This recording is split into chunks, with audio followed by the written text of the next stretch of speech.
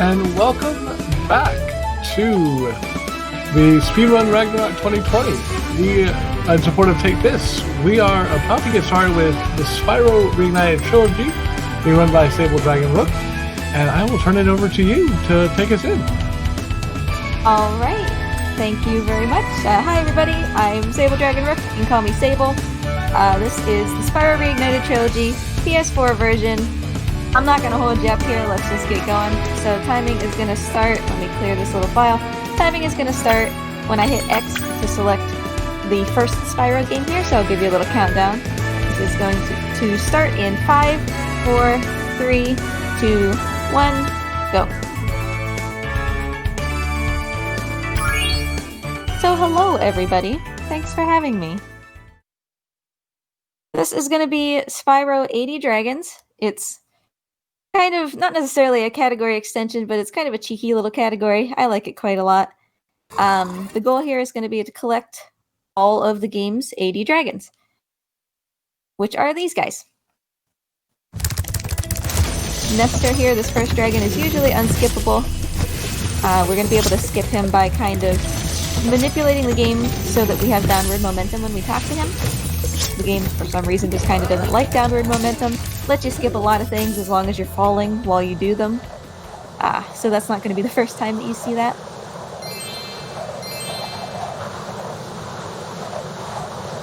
But for those unfamiliar with Spyro, it's basically a collectathon. We are this purple little dragon named Spyro.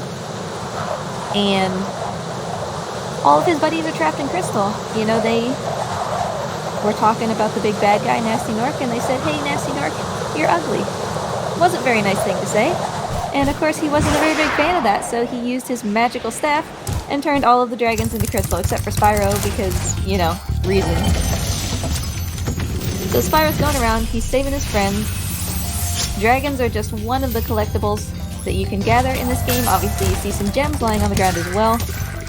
We've got gems, we've got dragons, we've got dragon eggs, which you're not going to see quite yet.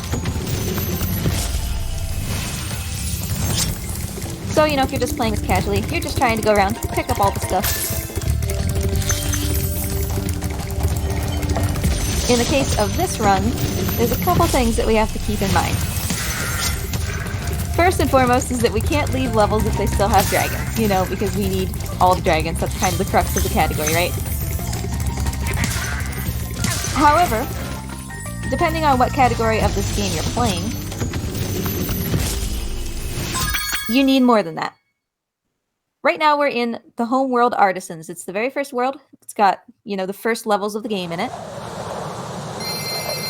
And before we can move on, before we can talk to the balloonist, he's just a hot air balloon guy who's waiting to take us to the next world, we need to do some tasks, because if we talk to him, he's going to be like, "Hey, I'm worried about the Dragon Realm, and I'm not going to take you anywhere until you free 10 dragons." That's his requirement. All the balloonists in all of the worlds have a requirement. And so in order to make sure that we can move through the game, get to all the levels, we have to do their requirements. And it's memorization at this point. I don't actually need to go talk to the balloonist to make sure that that's what he needs, but that is what he needs. He needs 10 dragons in order for us to leave Artisans. Now that's very simple, because we need all the dragons. So that one's not a big deal. And in fact, this dragon is going to do something a little special. This guy is going to create a hitbox in midair. Only him, for some reason, will do this, but we're just going to kind of stand here real quick so that we can hop up here and skip basically the entire level. All of the dragons are clustered right around the end.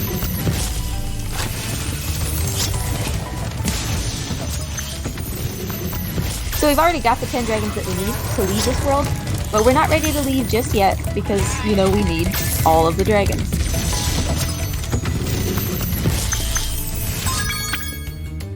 Some of the later balloonists are going to say, "Hey, you know, we need 5 dragon eggs," or much later, "We need 6,000 gems." That's a lot of gems. And in fact, this category thinks that's too many gems. So we're going to be using some glitches to get around having to, you know, gather some of these more annoying requirements for the balloonist. But that comes later. We'll talk about that when we get closer.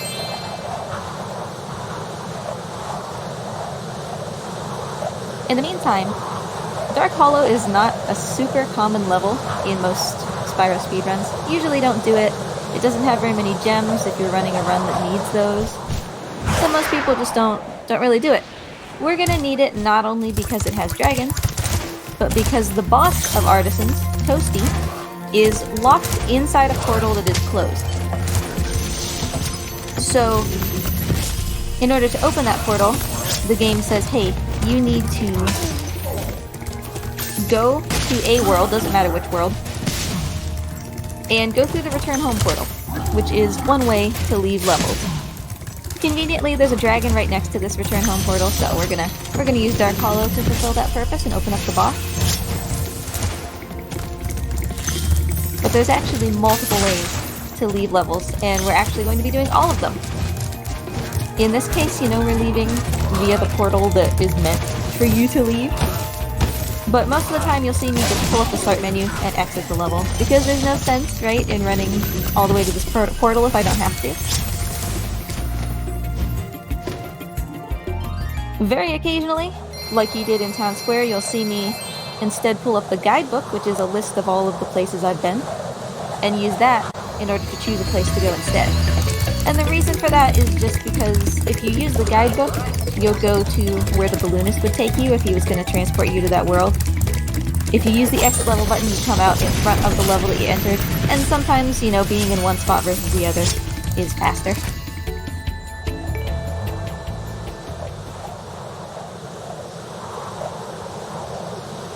So it says confronting Toasty, that means that this is our first boss. Unfortunately, we're not really going to get to see him, which is a shame because he looks kind of like a giant Grim Reaper guy, but actually he's just a bunch of sheep in a trench coat.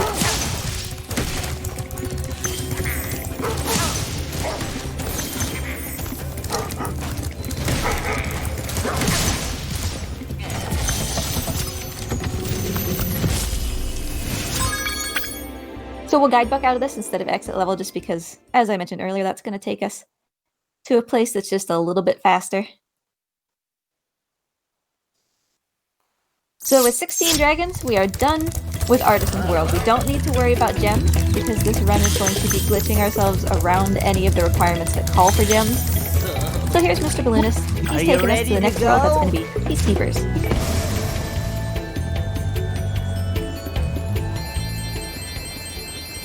Can I ask why we need a balloonist to fly us around if we're driving? Yeah, it doesn't really make much sense, does it? Especially because you don't get to see it in this run because we don't need gems.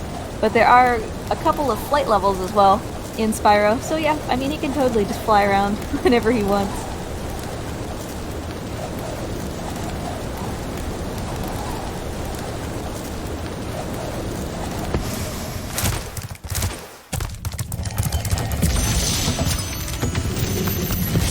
I guess I'd like to think him and the balloonist are just, you know, they're buddies. They like to hang out every now and then.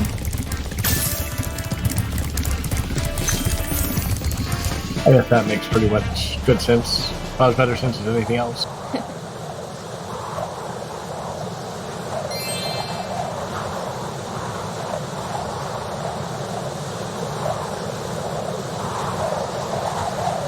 So now that we're in Peacekeeper's World, we're going to encounter dragon eggs for the first time. Not in this level, but in the next one. The balloonist for the next world is going to have a requirement that we have 5 dragon eggs collected. So that's why we're going to be picking those up. It is true that the same glitch that we use to get around the gems is also, you know, available to get around the dragon eggs, but the dragon eggs are basically in our way, and the glitch is very risky, so, you know, better to take the safer route. It ends up being roughly the same amount of time anyway, so you might as well be safe if you're not actually going to save time. However, that being said, you know, the glitch being risky, I am going to take this extra life over here, because every time I attempt this glitch, whether I succeed or fail, it will cost a life, and we only start with 4 of those. We have 2 times to do the glitch, so that's going to be 2 lives, and then we are going to take 1 intentional life loss later on. So that's 3 of our 4 lives. We don't really have a big margin for error. For the sake of the marathon, you know, we'll play it a little bit safer.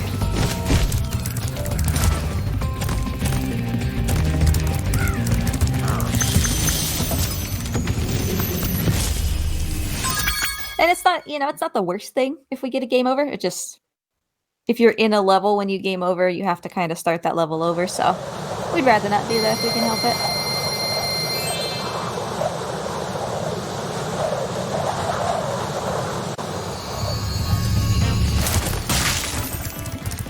So early on, when I freed the first Dragon Nester, I mentioned that for some reason this game kind of has a thing about moving downward while you do stuff. That lets you skip unskippable things. So the same is true with egg thieves. I'm going to be trying to flame these thieves while I'm falling, usually just by, gliding towards them and dropping down in the air when I flame them. Because they have a little cutscene where the egg that they were carrying kind of homes in on you. But again, if you're falling or you have otherwise achieved downward momentum when you get the egg, you won't have to watch the cutscene.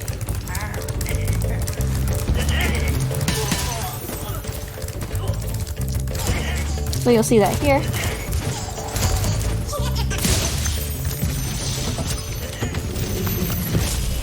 So we'll need 5 of those eggs. Like I said, just because they're basically in our way anyway to get them.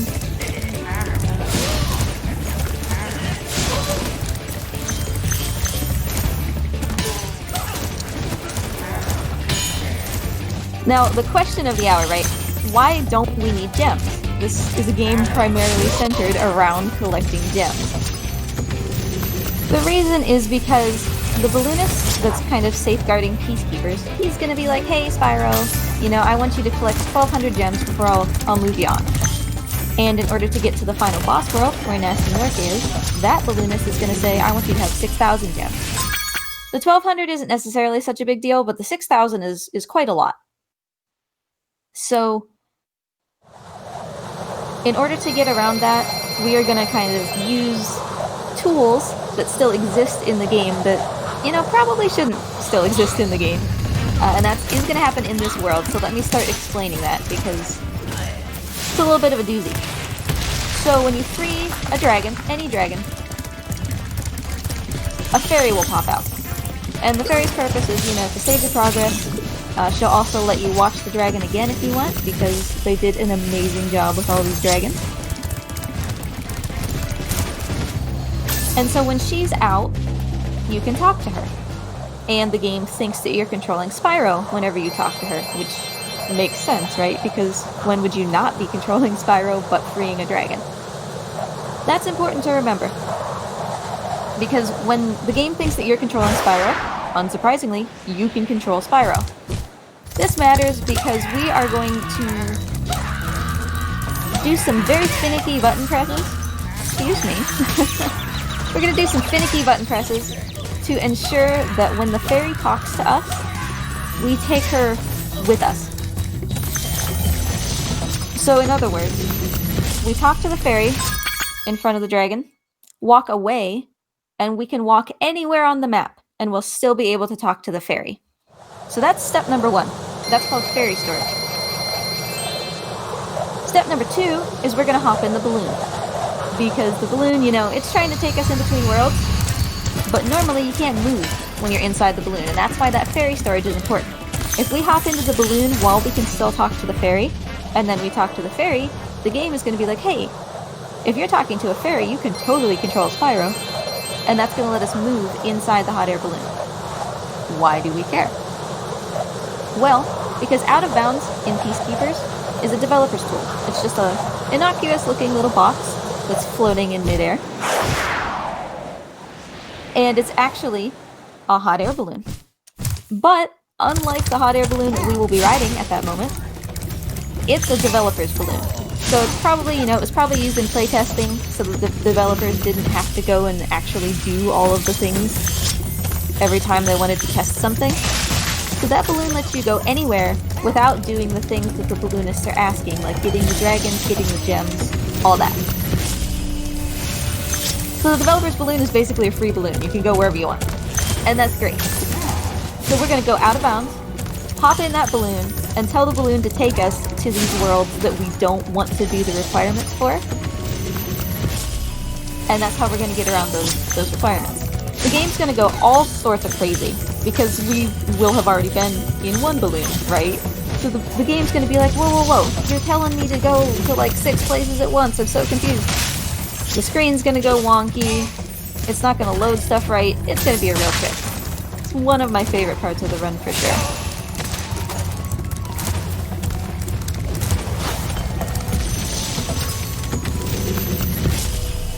So once we hop out here, we'll get to see this in action. The first thing, like I said, is we're gonna do some specific button presses when we're talking to the fairy, so that we can get fairy storage, so that we can, you know, talk to her no matter where we go. That's step number 1.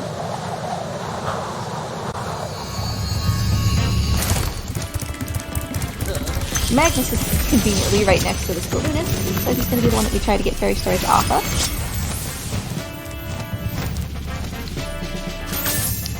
Hi, Spyro. So as you can see, you know, hey, Hi, I run Spyro. all the way over Hi, here. Spyro. Bam, still can talk to the fairy. She's with me now, Hi, Spyro. and that's great. This balloonist says, hey, I want 1,200 gems, and you totally don't have that. What are Maybe you if doing? you find 1,200 So I'm stolen like, treasure, okay, I'll show it to you. take me to Artisans, I guess, because that's the only place I'm allowed to go right now. So I go, I talk to the fairy, now I can control Spyro. Hi, We Spyro. charge out of the Hi, balloon, Spyro. and we go out of bounds. This box down here is the dev tool. We're gonna try desperately, please, to land in this.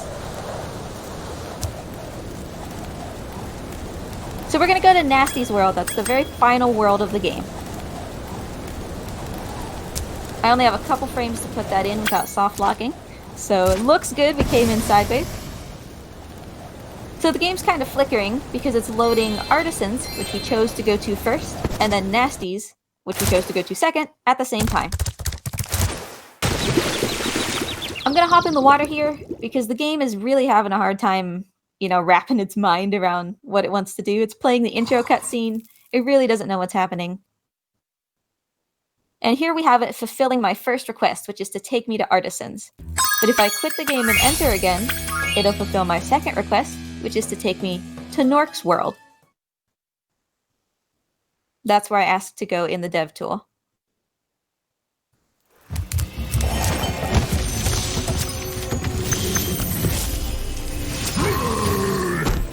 Nasty's Hey, ancient didn't I history already now. free you? So, You're in what's in Nasty's there? world now, I believe Spyro. this is and you are the Nasty's dragon treasure that must hoard. defeat him. But the game Bring will him only on. open I'm if you ready. have found Reach everything in the the exit Dragon in Kingdom. each of Come Nasty's back lands. when you have reached Then you can challenge the 100%. Nork Things are himself. just really not right?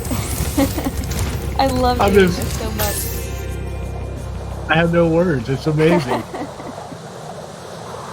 Like, why is this happening, right? Because we hopped into Nasty's world, which was hidden behind a 6,000 gem requirement, right? So the game, Spyro pops into Nasty's world, and the game is like, wait a second. You don't have 6,000 gems. What are you doing here? It has no idea what's happening. And so it doesn't have enough, like, information, you know? It doesn't know what to load, essentially. So it loads everything. And nothing at the same time. It loaded both dragons because one of them is locked behind beating Nasty Nork, the final boss. But since you're not supposed to be here, since it has no idea what's happening, it's not sure, you know, whether you've actually beaten Nasty. So it's like, well, I don't know. I guess I'll put this here just to be safe. And that's why we get both dragons. However, the portals, which look like dragon heads, just like Toasty had in the first world, are not loaded because we got here faster than the game expected us to. Now you can see that these dragon heads are here. The game has finally caught up with me. So we needed to do that in a very specific order. We needed to enter Twilight Harbor, which is normally closed behind a dragon, before the dragon head showed up, before the game caught up with me. Because now that it's caught up, it's closed. You know, because we haven't done the requirements to get in there. That's also why I had the guidebook out of Twilight Harbor instead of just exiting. If I would have exited, it would have popped me straight out the front of the portal, and I would have been trapped forever inside a closed dragon head, so that's no good. This is definitely the spookiest part of the run, because if for some reason you mess up that balloonist glitch, you only have the one chance, basically. If you soft lock yourself trying to get into Nasty's world, everything will be loaded when you come in there, And so that whole double dragon thing, getting into the levels, none of that will work. You need to do it on the first try. Which is why I have a backup save for Marathon.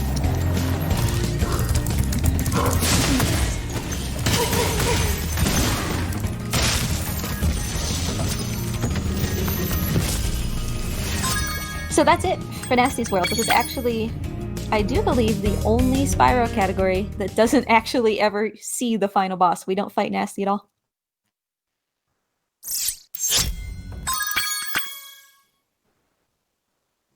So we're literally just going to do the exact same thing again. Nasty's World was locked behind 6,000 gems. Don't feel like doing that, so we do the glitch. Magic Crafters, the next world, is locked behind 1,200 gems. So once again, don't feel like doing that, we're going to do the glitch.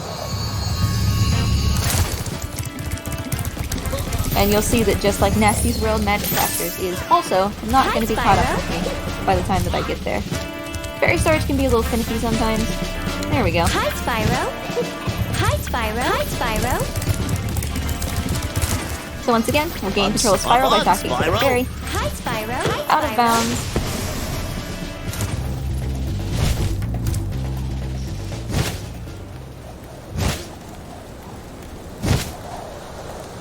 Had to kind of make a blind leap into there, but thankfully we made it.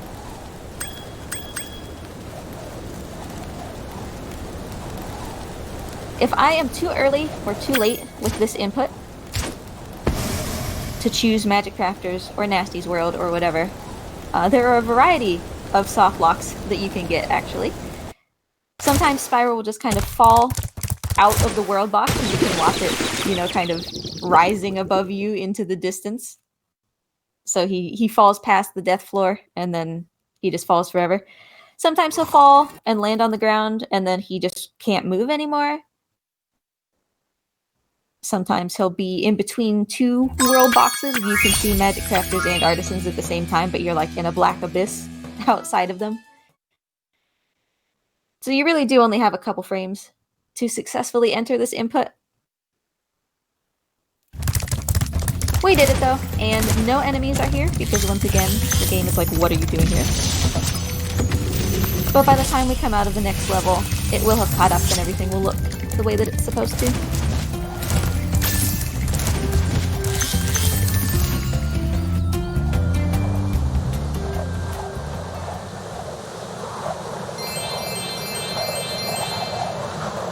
So you can definitely do that glitch again if you want, because the requirement to leave this world, like I said before, is the 5 dragon eggs. You can definitely do the balloonist skip again if you don't want to collect the eggs, but they really are just directly in your path, so it really behooves you to collect them. It's no time lost to collect them, basically.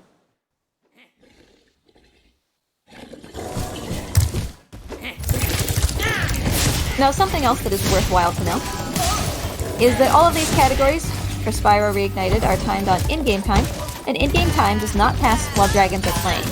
So I'm gonna let this guy play a little bit on purpose, because the wall over here was still moving in the background. All of the cycles are still moving in the background while a dragon is playing. So basically, by freeing a dragon and letting him play, we can manipulate cycles in the levels to be more in our favor without actually making the in-game timer move. And since this is timed on in-game time, totally just vaporize that guy. Since this is timed on in-game time, you know, that's a good way to save a little bit.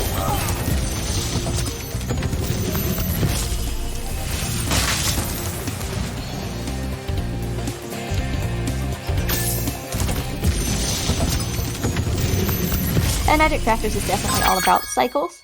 We have a ton of green wizards who are up to no good, you know, moving walls, shifting platforms. Magic Crafters is very cycle-based.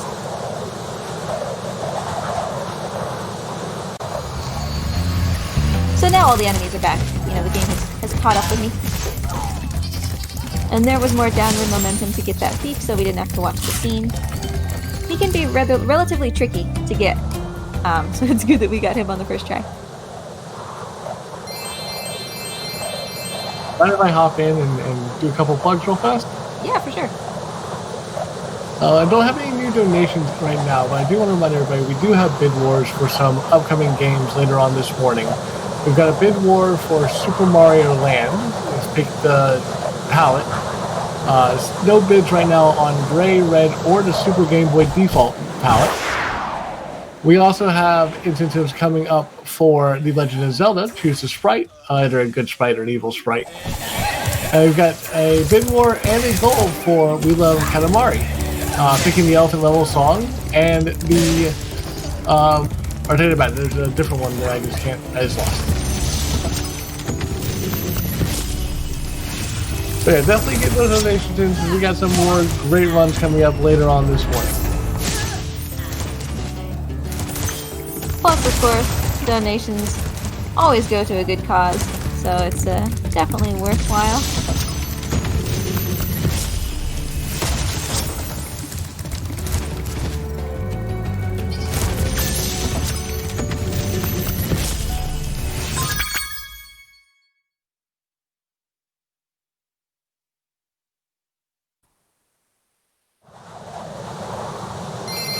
So playing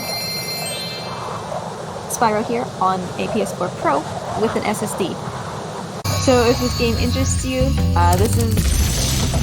this is basically the best that you're gonna get. The loads remain fairly long, even with an SSD. If you are interested in quicker loading screens, PC would be the better choice for you. I'm a sucker for console. I can't help it. I would rather play on console than PC, so got my little purple boy with me, but PC is overall, a little bit faster. PC also, I believe, has a loadless timer, which console does not have. So the categories are a little bit different. Balloonist skip also looks a little bit different. You don't quite do exactly what I just did.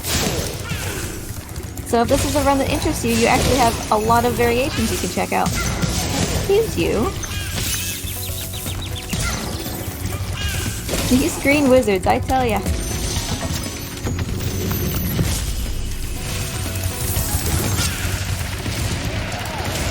There is a faster way to do this.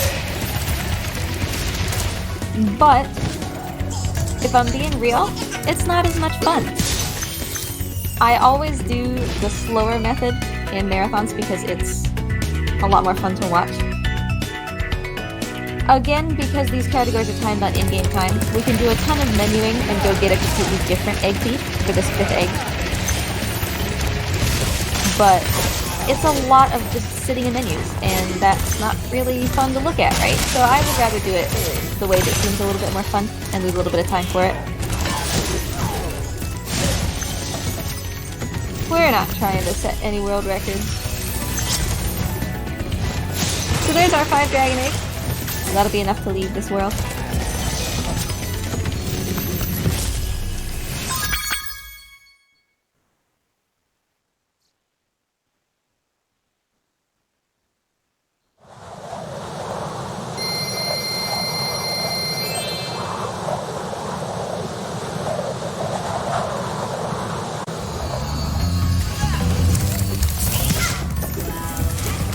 Gonna be shooting me through that portal, thinking he's being sneaky.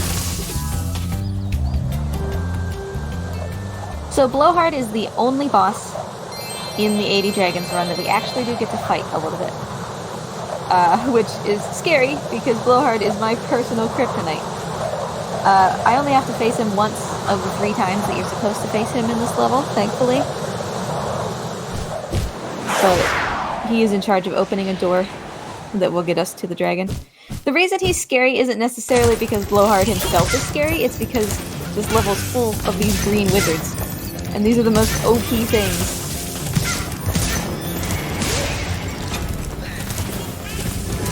Well, you know, I don't need sparks. I need sparks. Let's just bounce around in the water for a little while.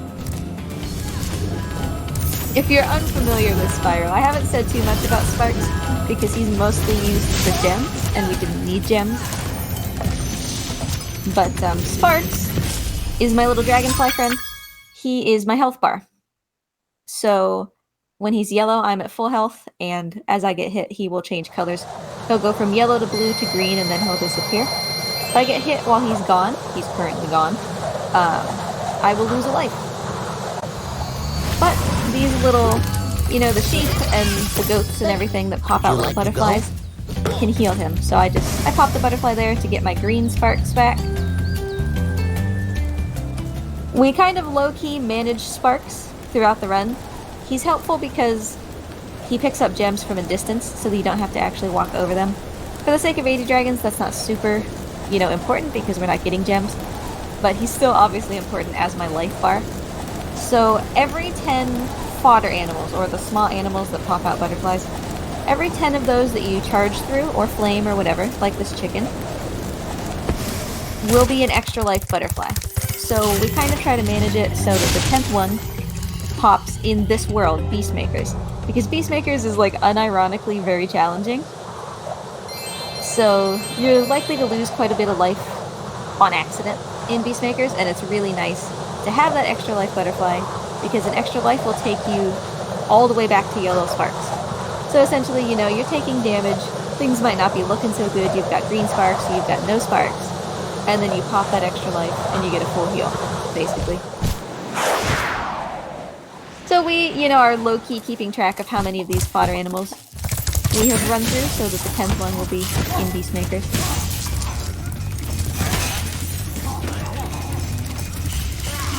Ideally, the 10th one will be specifically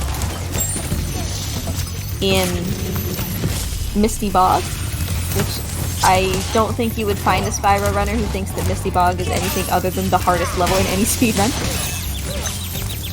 So you usually want it to pop in Misty. Misty is also going to be the only level that we leave before we found all the dragons. This run ends in Misty. It actually ends in the single hardest room in the game. Because why wouldn't it? So we'll be going back to Misty twice.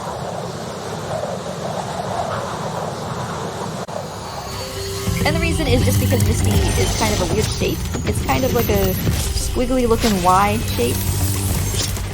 Which means you have to do a lot of backtracking if you want to cover all of the level. It's faster to do one branch of the Y, basically, and then leave and come back and do the other branch than it is to backtrack. So we'll do the first branch right now.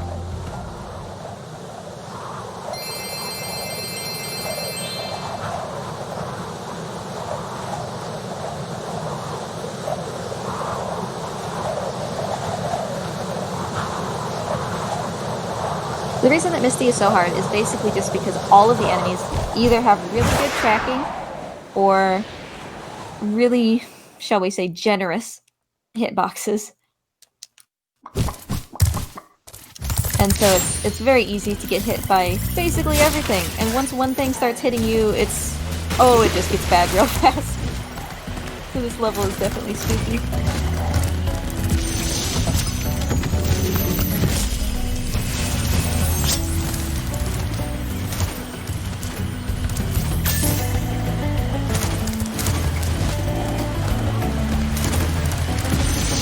Alright, so we'll hop out without having gathered all of the dragons.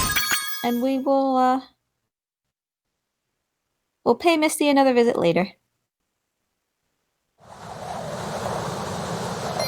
So we're going to be heading to Treetops next. If you've played Spyro casually, you probably remember Treetops as that level that you couldn't figure out, and that's totally not your fault. It's a very confusing level. It's basically a giant maze. And it's a great opportunity to start explaining what supercharges are.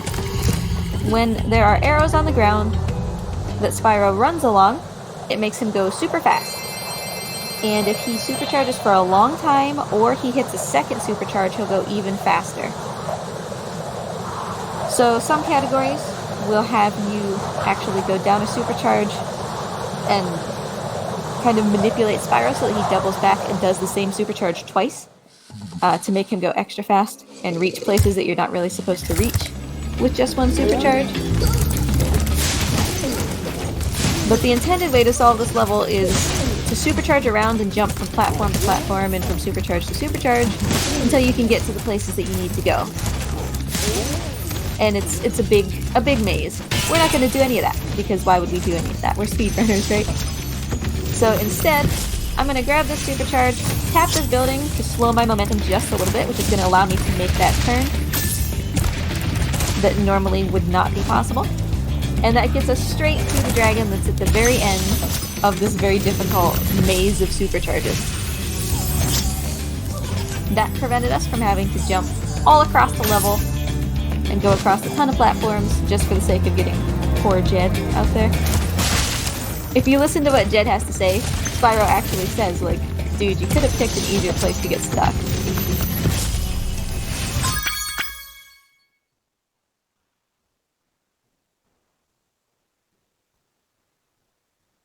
You also saw me actually kill my momentum previously in Wizard Peak. I didn't really say anything about it at the time, but in this version of Spyro, it doesn't really exist in the PS1 original. Sometimes you can kind of hook Spyro on pieces of the environment, and he'll keep his supercharge, but he'll slow down. Which is good, because that enables you to make, you know, these really tight turns, or to get up places that normally you would be going way too fast to climb. And so we did that in Wizard Peak to go up the stairs, and we did it here to be able to make that really tight turn, instead of just shooting straight off of the platform.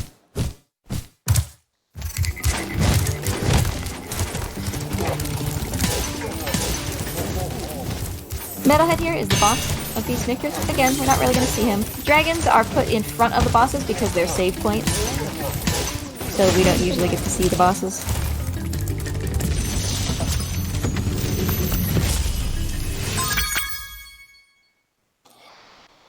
And the requirement that this balloonist has before he'll take you to the next world is 60 dragons. I'm sorry, 50 dragons. Even easier. We're already at 62, so that's no problem at all. Got 62 dragons down. And he says, Are you ready to go? we're almost there. There's not that many left.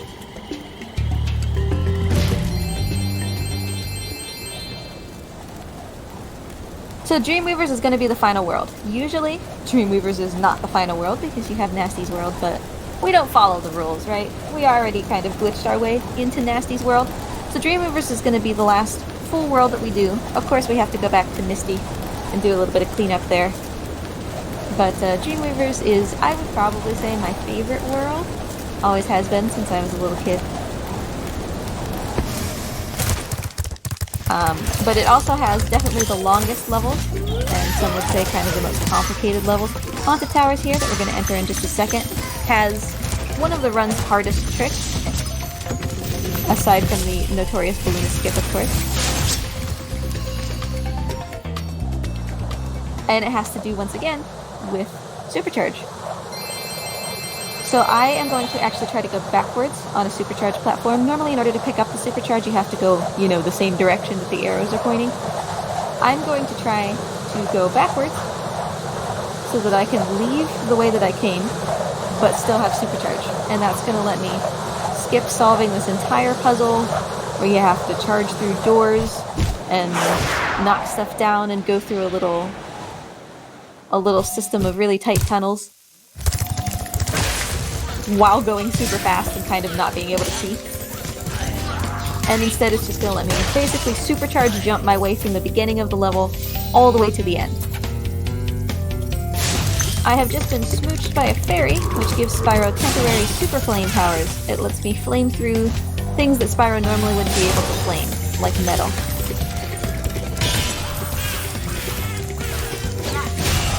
And you couldn't really see it, but I flamed through another door. That's why that was important.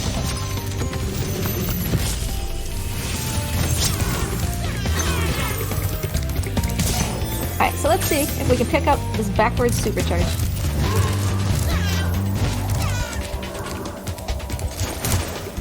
First try. And so we just basically hopped straight from the beginning of the level to the end. That was actually my extra life butterfly that I just hit there. We didn't really need him in Beastmakers, so we'll cash in on him now.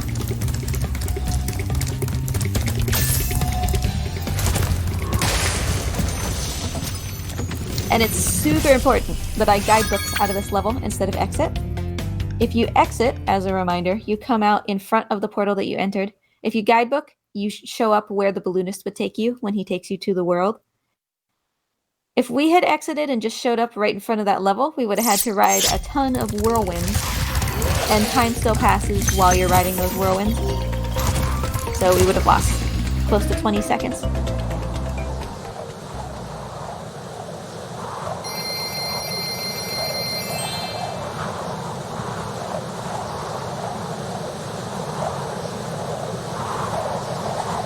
Dark Passage here is basically just a straight line. That makes it sound easier than it is.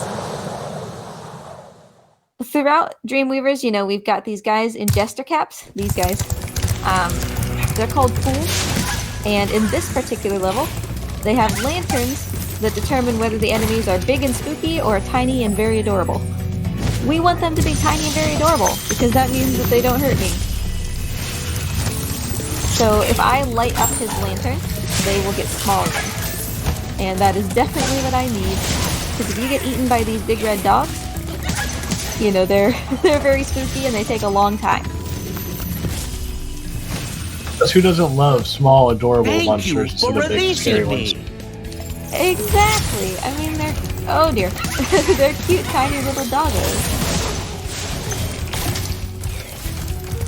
And so once again, you know, I took advantage of the fact that in-game time doesn't run while dragons are playing, and just let that dragon play, so that those spooky dogs would be a little bit closer to going away.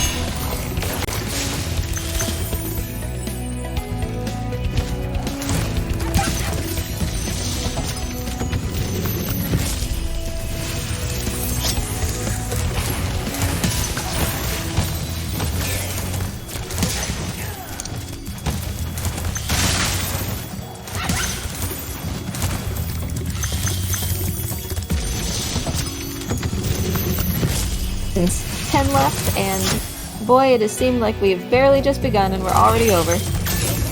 But the good news is that it appears we have met the donation incentive for the bonus any % run after this, so I will also be showing you how to beat this game super fast. We are going to be fighting Nasty Nork in that run. And you can essentially beat Spyro in its entirety, beat the final boss, with about... Usually it comes to about 4% game completion. You can do it in about 7 minutes. And hopefully we should just zoom right through that. Hey look, we almost have the 1200 gems we need to move on to the next level.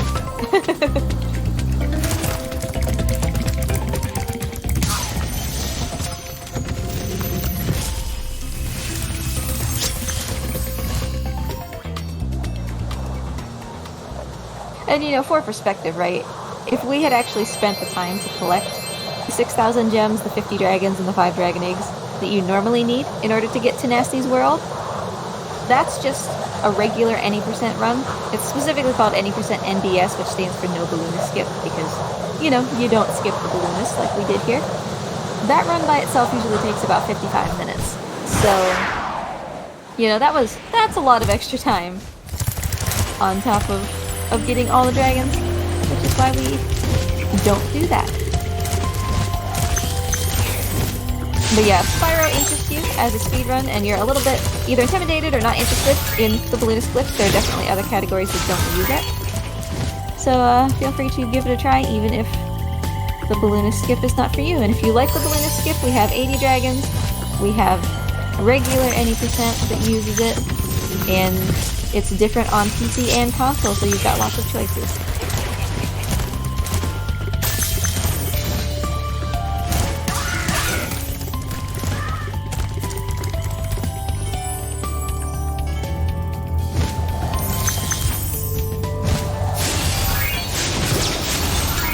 These fairies are making whirlwinds for me, that's why I need to hang around for a second.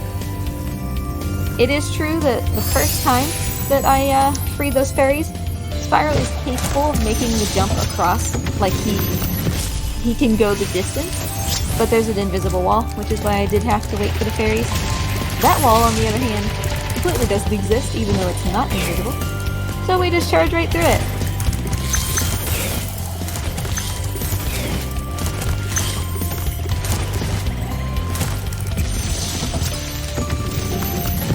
Almost there.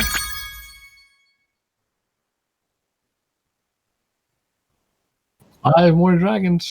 So, yep, at this point we should need just the 5 more, so we've got 2 in the boss level. This is the only boss that has 2 dragons because, you know, apparently he's uber spooky. We've got 1 poor dragon just sitting all out on by his lonesome, you know, out here. He's probably the easiest to forget. I will not lie and say that I have never forgotten him. But he's just kind of chilling out here. And then we've got 2 left in Misty Bog.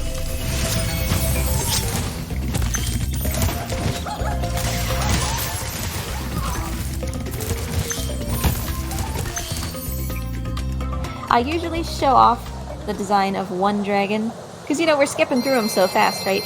And Toys for Bob did an amazing job of designing the dragons for this remake. And so it's really a shame that we don't get to look at them.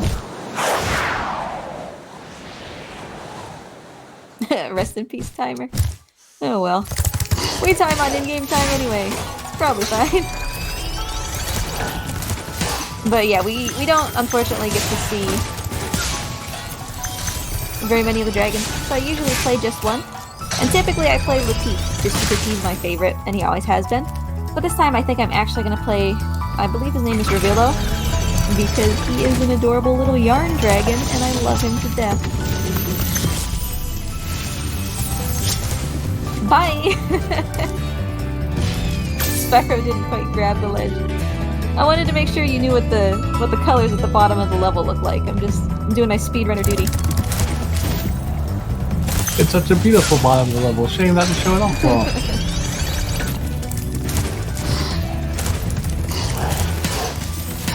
So here's our little yarn boy. He is just lovely.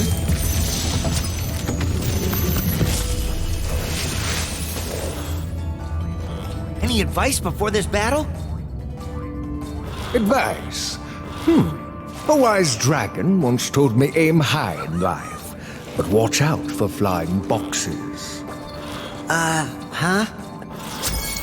I like him a lot. And all of the dragons have unique designs, unique voices. They all, you know, say different things, as opposed to the original where it was like a quarter of them or more said, you know, thank you for releasing me, and that was it.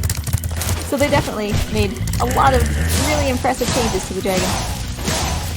Definitely for the better.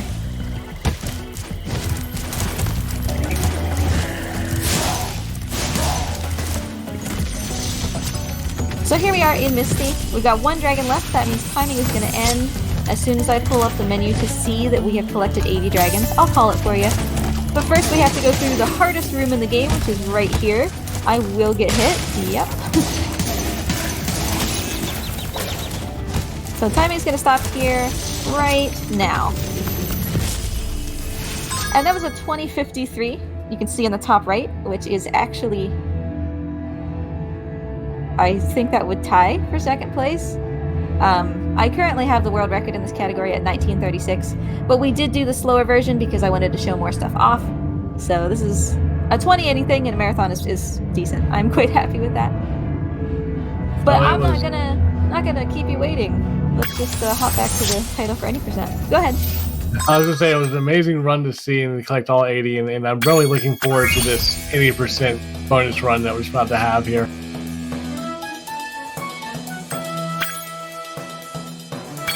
I think we need to have just 1 moment for our restreamer to reset the timer. Yeah, for sure.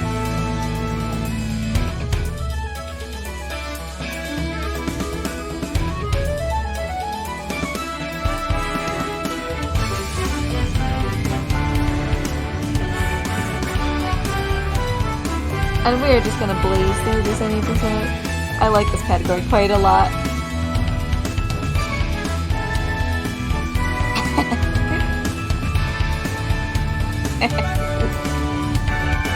I have definitely had my dog unplug my capture card during a world record pace run, so I definitely understand.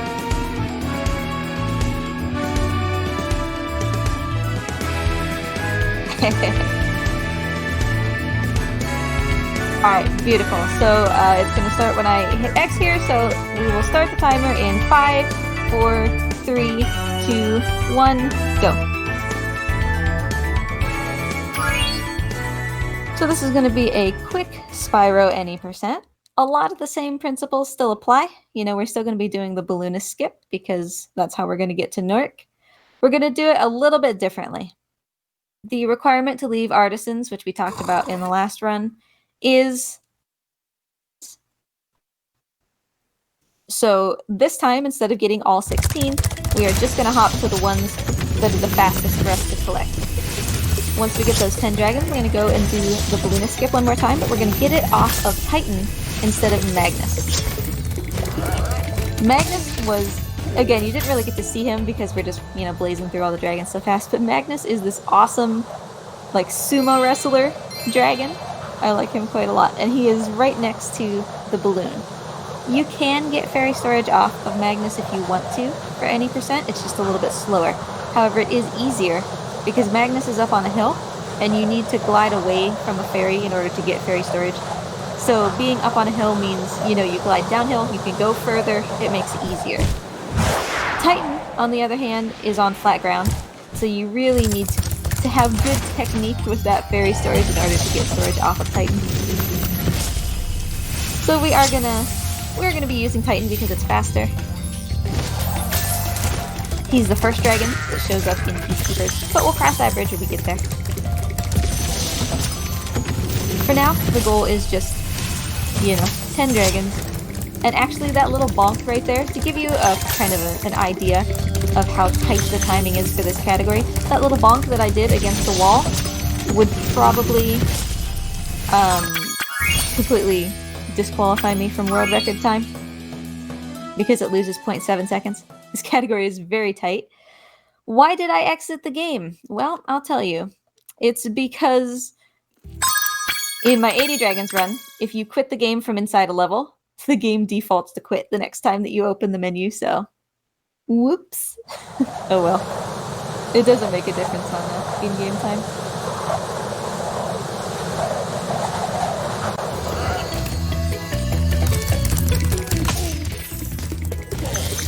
You know, the only sad thing about any percent and about 80 dragons, any category where you do the balloonist skip, is that there's a start menu cheat code to make Spyro wear sunglasses, and he looks dapper and cool.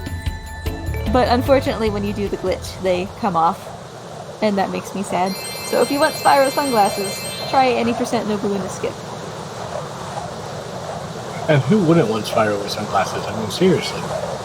I always run him with sunglasses when I do no balloonist skip runs, because he looks super cool.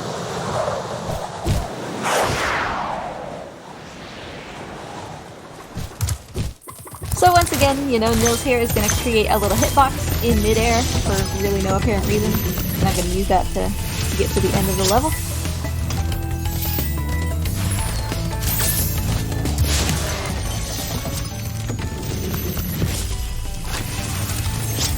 Is exactly 10 dragons, no more, no less.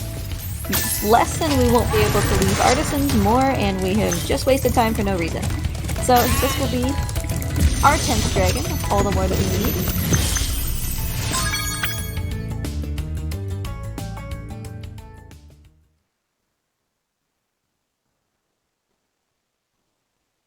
And again, we guidebooked instead of exiting because that takes us to the middle of artisans instead of right outside of the town square portal. So, Balloonist is going to be like, hey, great, you rescued 10 dragons, thank you. And we'll go to Peacekeepers. Are you ready to go? And now once again, you know, we're going to be doing this glitch for those of you who weren't here the first time. Well, the first 2 times, I suppose. We are going to be doing some specific button impresses. Impresses, yeah, sure. I can make up words. Inputs. To talk to a fairy after we free a dragon and then keep that fairy with us even when we walk away. The game thinks that we're controlling Spyro when we are talking to a fairy, so that basically means that we can gain control of Spyro at any time as long as the fairy is with us. So we'll get storage off of Titan this time instead of, you know, off of Magnus. Getting storage off the Titan is much harder, Hi, but thankfully Spyro. that worked on the first Hi, try. Spyro. Hi, Spyro. So now you know, we can run over here, bam, talk to the fairy. Easy. Hi, Spyro. She's with us, that's called fairy storage. Fairy storage is going to let me hop into this balloon, and it's going to let me gain control of Spyro while in the balloon, Me? which I will do by talking to the fairy. I'm on, Spyro. Hi, Spyro. While I'm in control of Spyro, I will charge out, and we are trying to land in that box, which is a developer's tool that they conveniently moved out of bounds instead of just deleting, which they probably should have just deleted, but you know. So I told the first balloonist to go to Artisan's World, because that's the only place I can go. I'm telling this developer's tool to take me to Nasty's World, which is where the boss is. It's trying to load both worlds at once, which is why it has no idea what's happening. I'm gonna hop in the water here, use up a life to kind of try to clear the game of taking me to Artisans. I'm gonna say, you know, hey, you did that already. We're good. Don't worry about it. And then it will move on to its second request, which is to take me to Nasty's World, which will happen once I quit and re-enter. Nasty's World is locked behind 6,000 gem requirement, so the game does not expect me to be here. It will not load things correctly because it doesn't expect me to be here, and that will let us actually hop directly into Nasty Nork, the final boss, even though his portal is supposed to be locked. Locked not only by not being able to get here, but also by a giant dragon head that's supposed to be shut. But, you know, the assets weren't loaded because we got here too fast, so...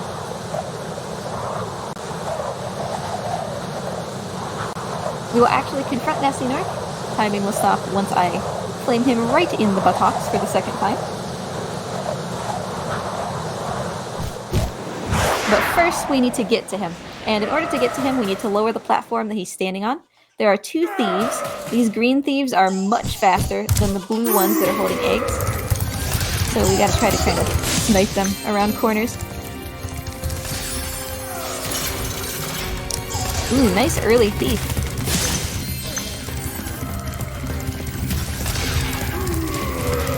So the first thief had a key that unlocks the second thief, who had a key that unlocks Nasty. I do need to be careful. If I end up in this purple cube, who knows what it is, I will have to start the level over again, so let's not do that, huh?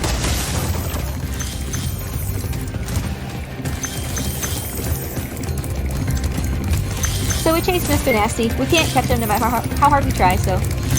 I mean, we do need to stay close. If we aren't close enough, he will keep running, like he won't stop there. So it is important to be kind of close, but if we stay too close, he has a big old hitbox, and that'll knock us into the purple goo. So we're almost at time here. Once I chase him up here and flame him. And time. So not even 8 minutes, you can get from, you know, the intro screen to the credits. Toast, Nork. Real quick, we'll just check our in-game time, because that's what these categories are measured on.